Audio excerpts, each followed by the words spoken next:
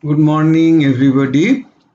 Today we will discuss the concluding part of finite volume method to solve three-dimensional Navier-Stokes equations in complex geometry.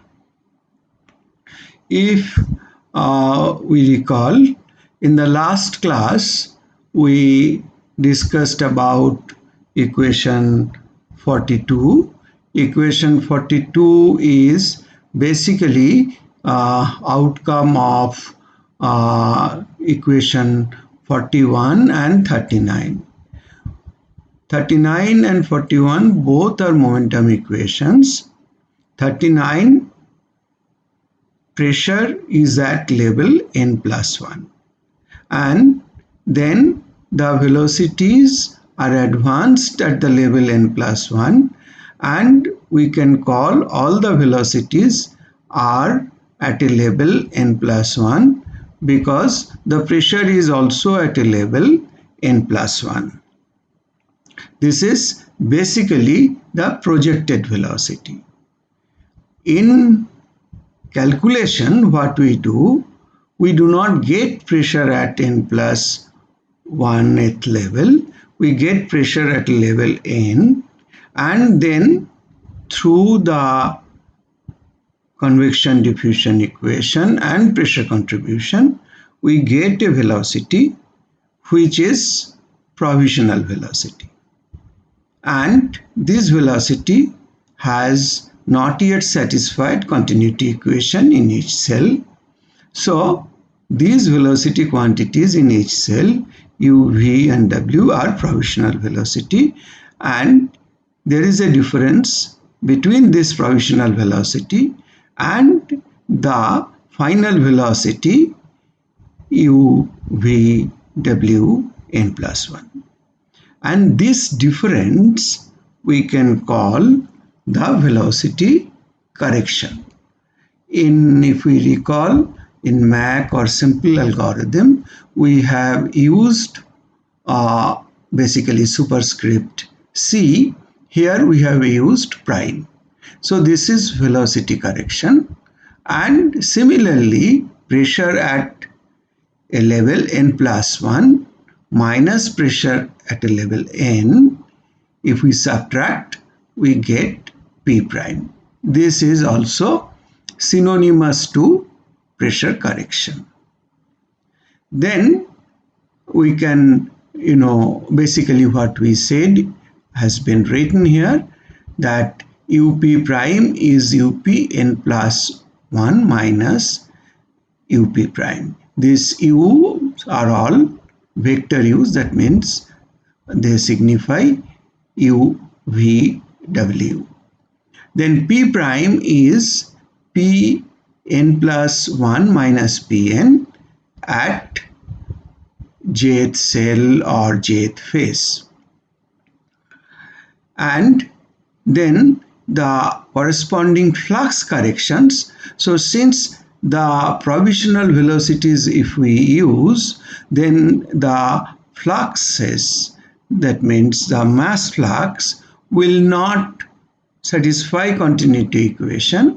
So we require to correct it, and the corresponding flux corrections will be then on all confining surfaces J summed over east, west, north, south, top and bottom side of the cell equal to minus then again J summed over all confining surfaces F star.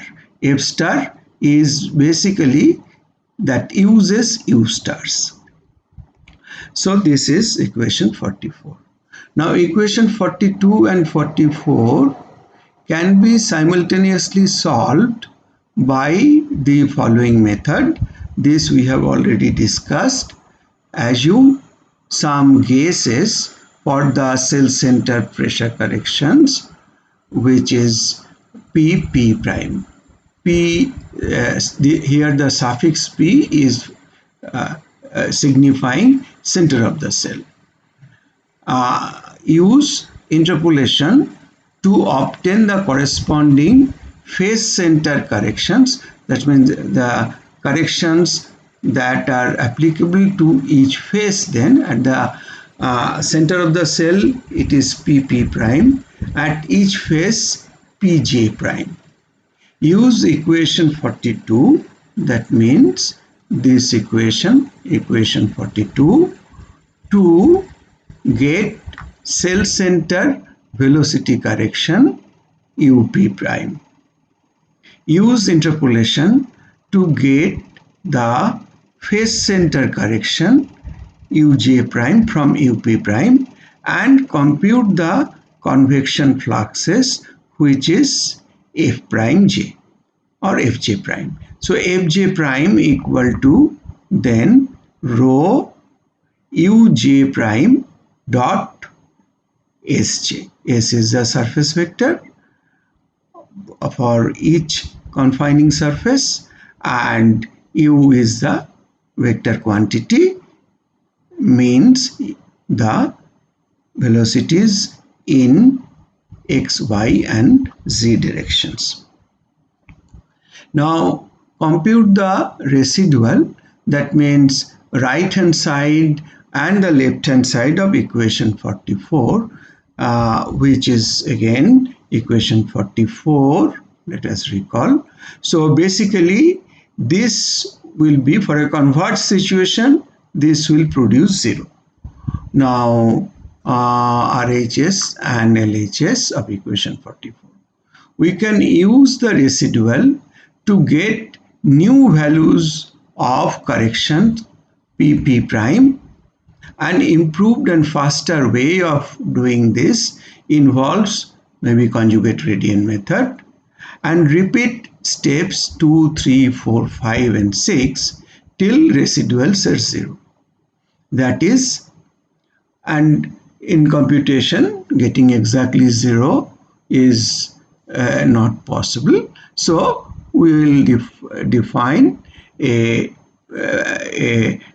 basically a very small number, a predefined upper bound and a pre-specified small value. Care has to be taken that the interpolation in steps 2 and 4 are done in a manner. So again, let us look at step 2 and step 4.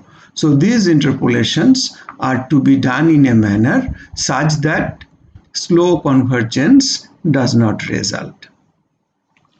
Experience suggests that from the momentum interpolation,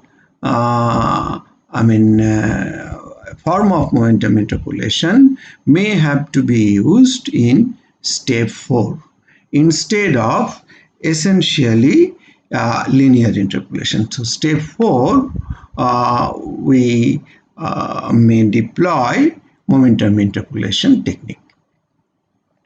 How to do that? That is what is our modified pressure velocity correction method.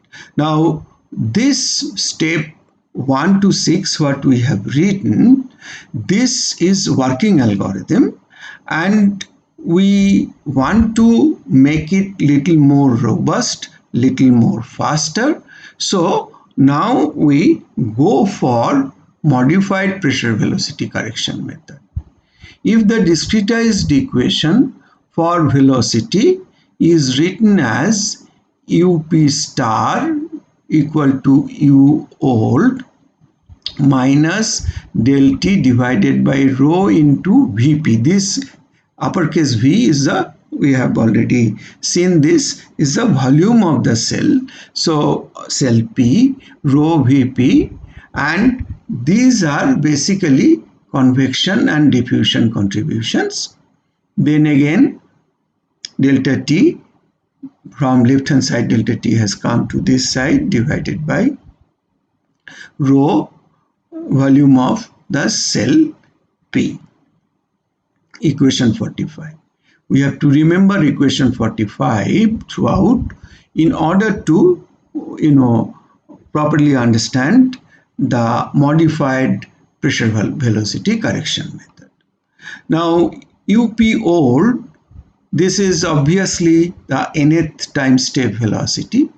Nth UP old means UPN. And SU is the pressure term. We define now, if we can ignore this part, this is a velocity that we are defining. This is, sort of, we have not worked with it so far. So we define a new variable, Vp, again vector quantity, at point P of the cell P, and this has also three components, but this excludes pressure contribution. Many books, it is written as mass velocity.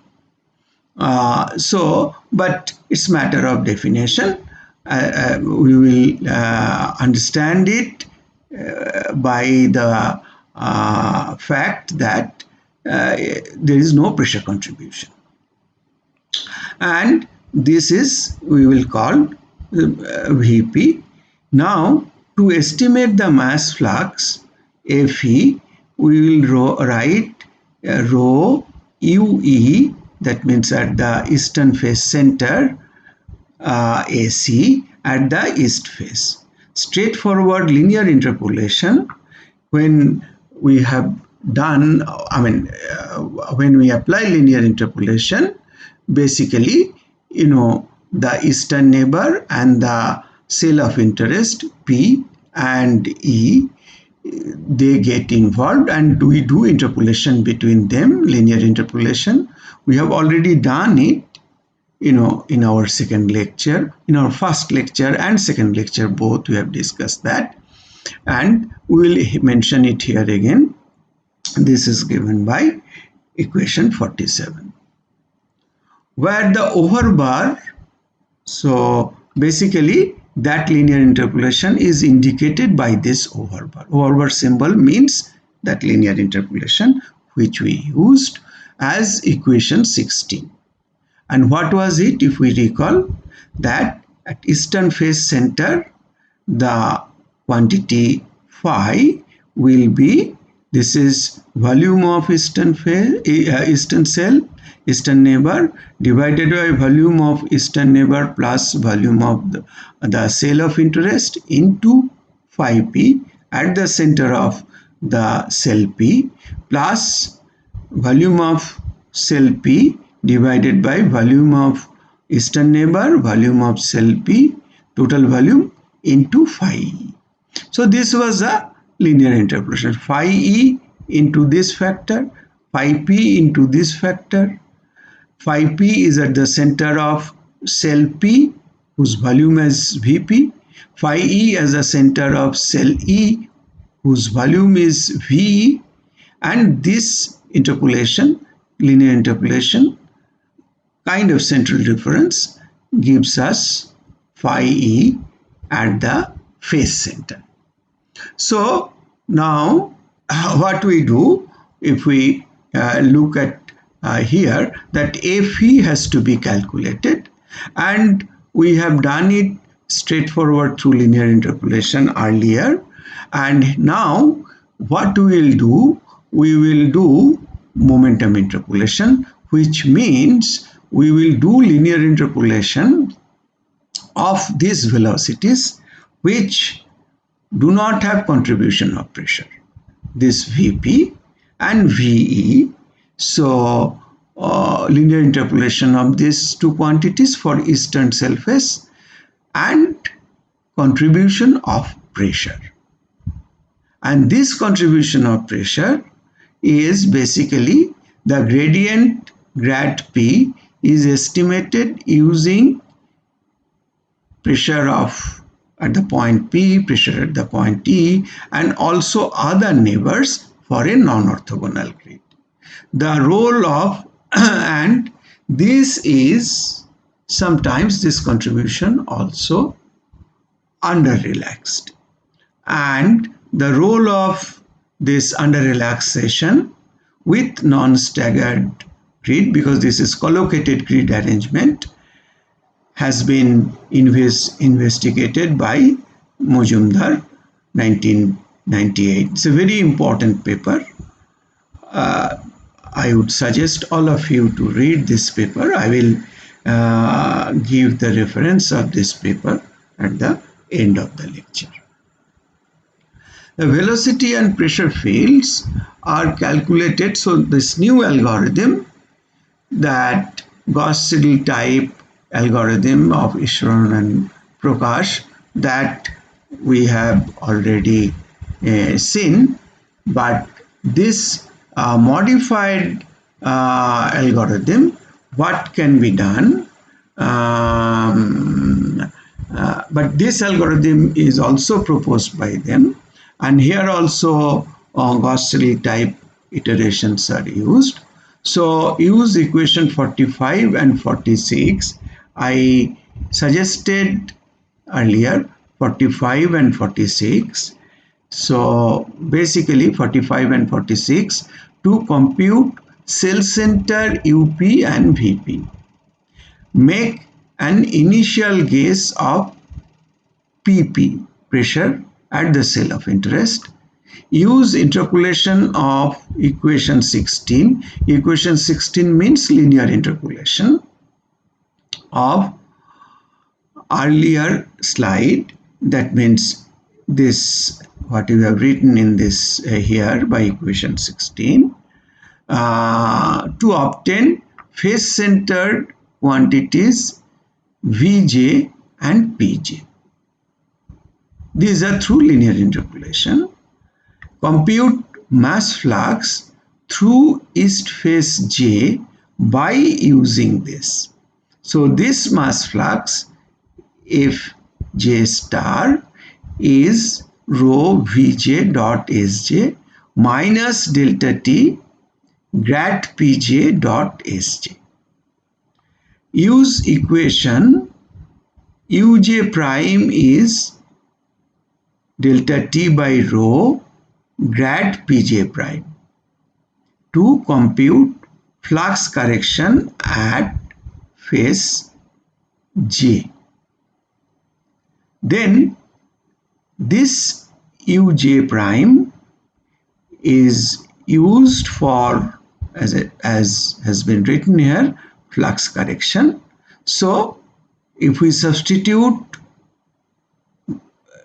minus delta T by rho into grad Pj prime for Uj prime, we get this expression, which is equation 50. Now in each cell we compute this residual, which is basically minus this provisional velocity minus pressure flux, velocity correction flux, and then calculate cell center pressure correction from the relation PP prime is PP prime plus omega into R by alpha P.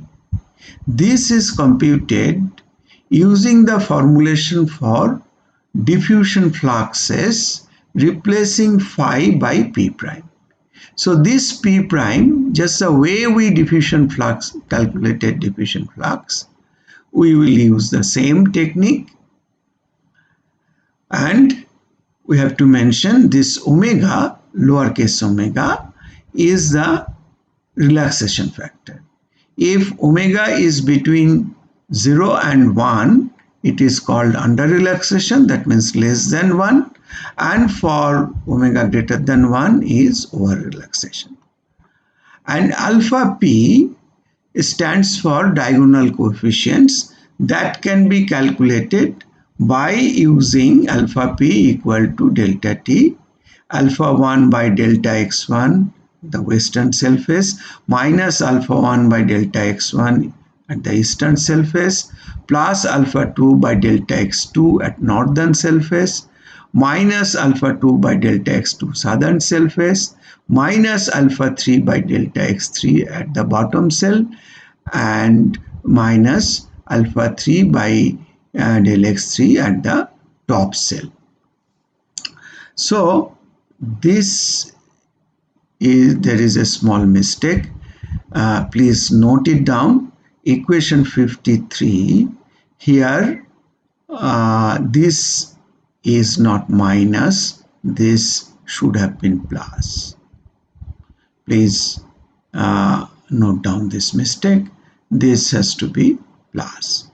So where alpha 1, alpha 2, alpha 3 are basically the same parameters that we calculated in our previous lecture from the basically components of unit normal vector n1 in 3 Cartesian direction, n2 in 3 Cartesian direction, n3 in 3 Cartesian direction, and from there we got basically coefficient matrix multiplied by alpha 1, alpha 2, alpha 3 equal to S1j, S2j, S3j. From there, determinants D of the coefficient matrix, and replacing one of the columns by S1j, S2j, S3j, we got D1, D2, D3. So alpha 1 was D1 by D. When in the coefficient matrix, first column is replaced by S1j, S2j, S3j. We get D1, and D1 by determinant of D gives alpha 1. Similarly, D2 by D gives alpha 2, and D3 by D, determinant the coefficient matrix D, gives alpha 3. Now this our residue, we calculate then RMS value. If it is less than epsilon, it has already converged. If it is greater than epsilon, then go to step 3 and repeat it again. So store the updated mass flux through cell faces. This is we know this will be the updated mass flux, and store the updated pressure. It will be updated pressure, and store the cell-centered corrected velocity. And cell-centered corrected velocity is this, and then you update the velocity by this velocity correction. Next, go to step 1 and repeat the process until steady state or dynamic steady state is reached. So this residual value, RMS value, will be 0 if we reach steady state. If we do not reach steady state for unsteady flow, usually for unsteady flows the velocities will keep on varying, maybe keep on repeating in a cyclic manner or periodic manner. So under such a situation, we have to reach dynamic steady state. So either we reach steady state or we reach dynamic steady state. It can be shown that satisfying equation 44, that means this summation of the mass flux correction equal to basically summation of F star overall surfaces, that will be basically close to 0.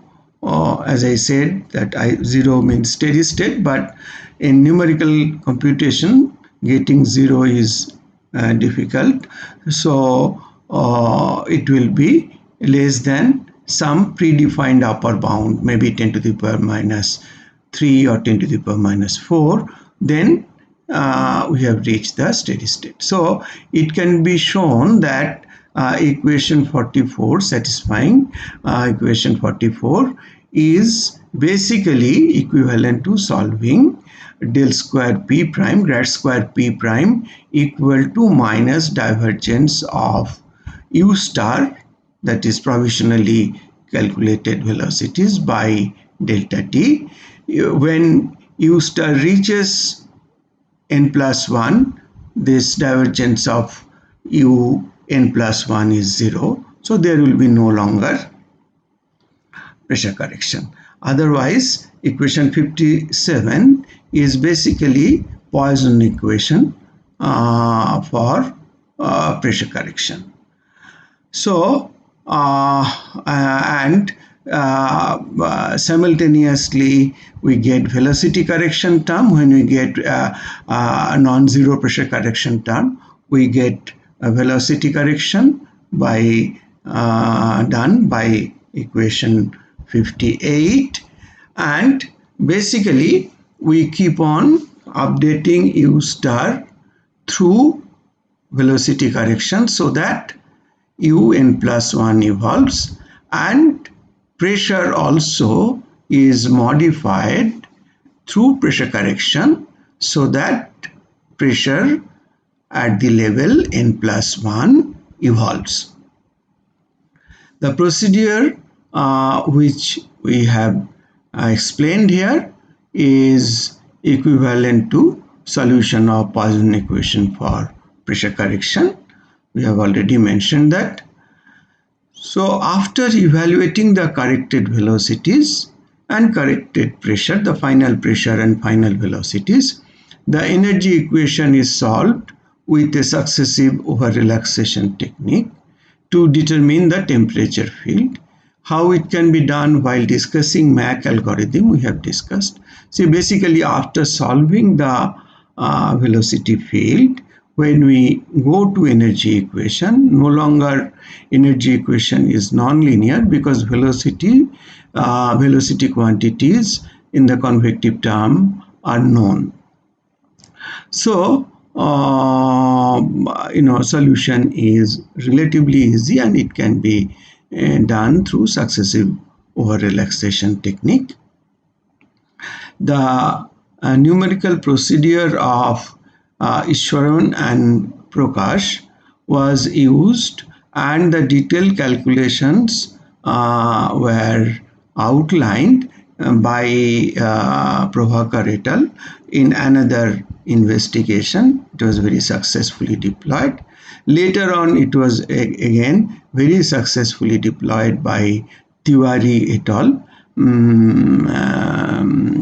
We can see Tiwari and co-workers, two publications we'll mention in the bibliography or list of references in very complex geometry. Basically, the fluid flow problem was solved, and then the heat transfer problem was also solved. Dalal et al. In 2008 extended this method for solving Navier-Stokes equations using unstructured grid meshes. So basically this is yet another technique. So hexahedrals, when we use, even though these hexahedrals can be of various orientation, various sizes, but their count as IJK are structured. Now, more complex geometries,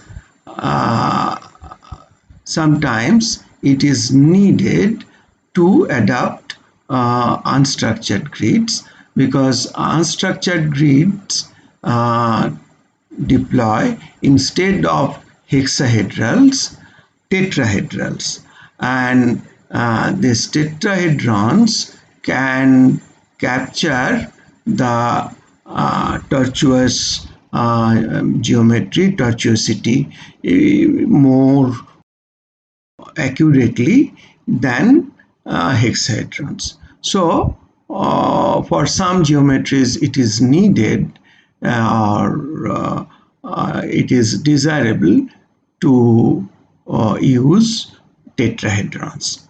And when we use tetrahedrons, basically it becomes a paradigm of unstructured grids. So solution methodology, what we have outlined, requires to be modified, and that was done by Dalal et al. Now I will briefly discuss about the flowchart. As you can see, grid has to be generated for meshing the geometry of interest, and all xyz locations of all the points, they will finally describe hexahedrals of various sizes and shapes. But these hexahedrals of various sizes and shapes are the grid. They combine together grid, but the xyz coordinates, that is the grid data that is to be read. So that conceptually all this hexahedral of as I said, various shapes and sizes are conceptually described, and we can apply boundary conditions suitably. Then initial conditions are set and fluid properties are obviously needed. We solve momentum equation to obtain basically provisionally calculated velocities. Predictor velocities means provisionally calculated velocities. Then we solve the mass balance and basically try to comply with zero mass divergence in each cell, and basically also we correct the pressure so that we evolve from nth level to n+1th level with correct pressure and correct velocities at a level n+1. These corrections, here solve the mass balance, try to comply with zero mass divergence in each cell, and it results in finally correction in the velocity and pressure in each cell, velocity components and pressure in each cell. So basically there is a loop here. There is like outer loop, there is an inner loop, and we have to keep on correcting velocity and pressure till zero mass divergence, which we indicated by equation 44 is evolved, and then we progress from level n to n+1. And here check the convergence for steady state. If it has reached steady state, we have obtained the final velocity and the pressure field, final velocities in the field and the pressure. If it has not converged, we will repeat the calculation. And having obtained the steady state velocity field, or dynamically steady velocity field, then we have to calculate for unsteady flows, then we have to calculate the average velocities, and with that average velocities or with the final steady state velocities, we have to go for solving energy equation for finding out the temperature field in the domain. Now I will show some sample calculations. This is a reasonably complex geometry, a circular cylinder in a channel. It's not a two-dimensional flow. three-dimensional flow of a circular flow past a circular cylinder, cross flow basically in a channel, Reynolds number 1000, and here what we have shown is little unfamiliar to many. These are called limiting streamlines. So limiting streamlines means projection of streamlines on a surface. So basically this is on the bottom surface. And what is limiting streamline and what is its importance? I have written it here, and you can see not only the stalwarts, the creators of the field, so to say, Legendre and Lighthill.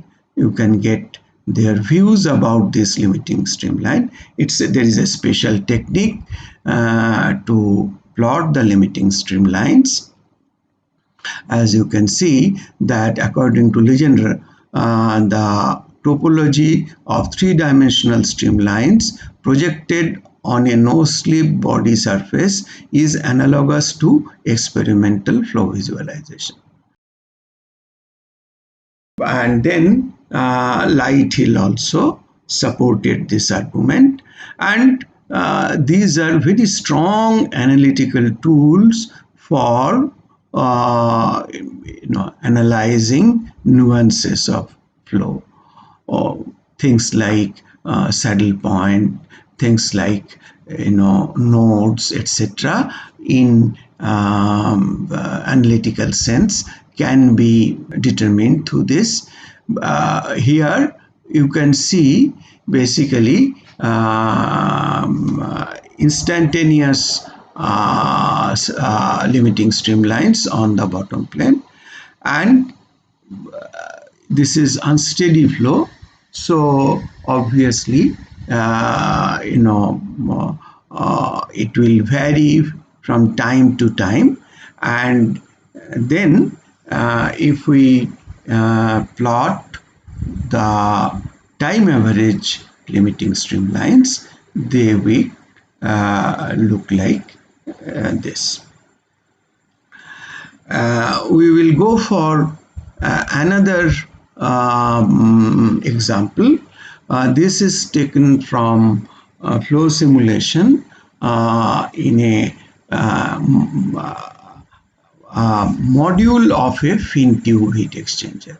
In fin tube heat exchangers, see, this is a tube and there will be number of tubes. Through the tubes basically hot fluid flows, and it is cooled by the cooler fluid stream, and these tubes are surrounded by fins. So this top plate is a fin, maybe another tube is sitting here, maybe another tube is sitting here.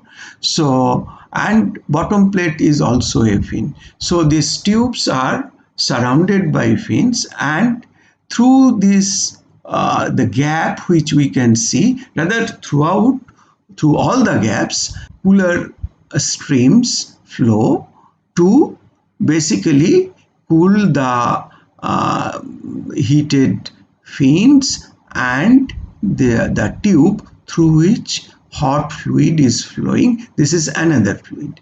So this flowing fluid, what we are considering now is maybe air, maybe water, a cooling fluid. And we can see a pair of delta winglets are sitting behind. These delta winglets are also known as vortex generators. So these vortex generators generate vortices and enhance the heat transfer. Now here on the bottom plate, the Nusselt number distribution, which is index of heat transfer, has been plotted, and basically this is color code, but we have used converted the color picture into black and white, but you can see the variation of Nusselt number on this scale, and this grayscale also the variation of Nusselt number is indicated on the bottom surface. This is the location of the tube, and this is the location of the delta winglet pair. Now, having done that, we will mention about the references. As I have already said, the basic contribution of Professor Easwaran and Dr. Satyaprakash, and other important papers like Professor Cordula's paper, Professor Khoshla and Professor Rubin's paper, Professor Shekhar Majumdar's paper, and all other important papers have been referred here. You can consult these papers for your own benefit. And with this, we have come to the end of our discussion on basically the complex geometry and the fluid flow and heat transfer analysis in complex geometry. We have primarily done fluid flow analysis, and we have been exposed to a very novel algorithm, very powerful algorithm. I would encourage all of you to take up any geometry that you think you would be able to handle, and try to make use of this algorithm. Try to come up with your own program, with your own code, and get the results. And I'm hopeful that many of you would be working on development of codes. For them, this knowledge is very important, but people who would be using codes that are available, commercially available codes or open source codes, for them also knowing the techniques, what is to be done for basically at different stages for implementation of basically different schemes of different orders, or basically how to calculate convective flux, how to calculate diffusive flux, how to correct pressure. These are indeed very important knowledge. I am thankful to you for your interest. I hope your interest will keep on increasing. Thank you very much. Hopefully, we will interact again. We will meet again. Thank you.